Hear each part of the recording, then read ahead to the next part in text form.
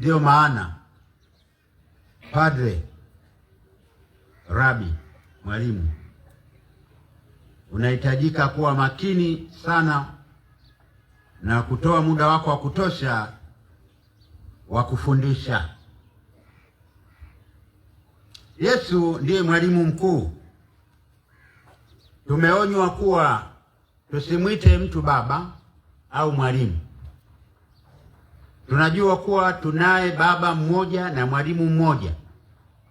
Hata hivyo, tunaweza kuwaita mapadre mababa katika Kristo.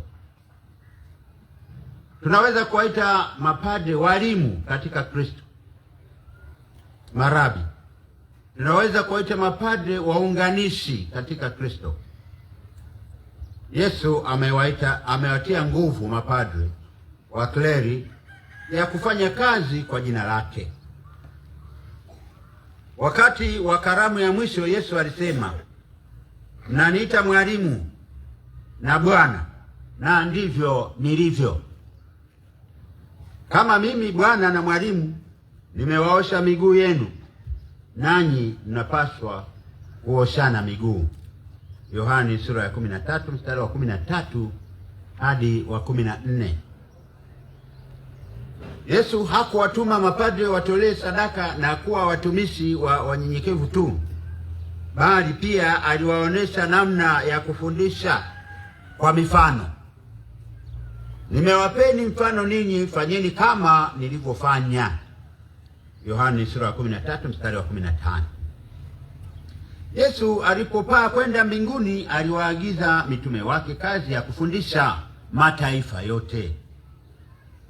Mathayo sura 28 mstari wa 19 hadi wa 20. Yesu aliwaambia mitume wake na aliwapa mbinu zote za kufundisha.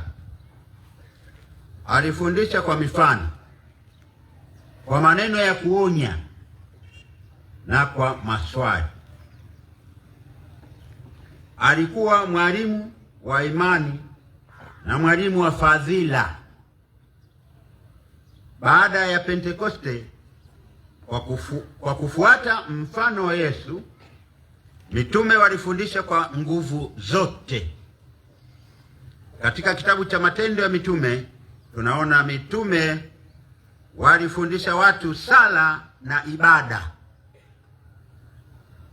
Tunaona wanaelekeza wafuasi kama Apolo kwenye elimu ya ndani ya teolojia ya Kikristo na sakramenti. Matendo ya Mitume sura ya 18 mstari wa 24 hadi wa 25. Walifundisha historia ya kanisa, falsafa, maandiko matakatifu, maisha ya familia. Ndiyo mapadre tumesoma miaka mingi, na tuwe walimu hodari, tuwafundishe watu wamjue Mungu, wamtumikie, wampende, na mwisho wafike kwake mbinguni. Hayo ndio tunayokuombea Shemasi Rogasian leo, ili uweze kuwa mwalimu mzuri, uweze kuwa rabi mwenye hekima,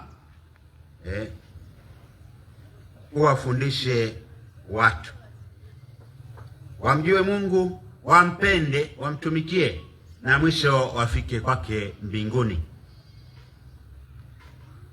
Padre afundishe kwa mamlaka. Pamoja na maadhimisho ya sakramenti, mapadre ni viongozi. Kila kiongozi pia ni mwalimu.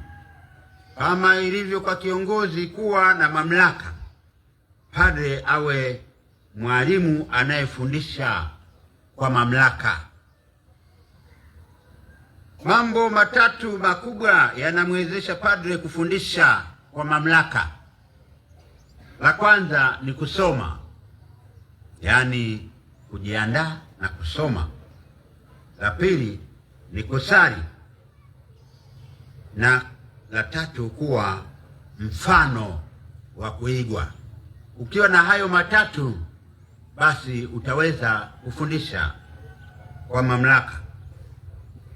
Rabi mtarajiwa Rogasian uyazingatie hayo mambo matatu: soma kwa juhudi na maarifa, sali kwa imani na matumaini, na uwe mfano wa kuigwa.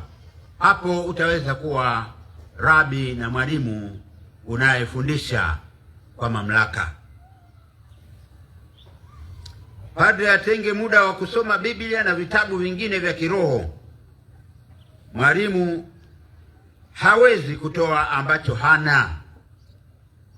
Padre lazima atoe ushuhuda, atenge muda wa kusali na kutafakari,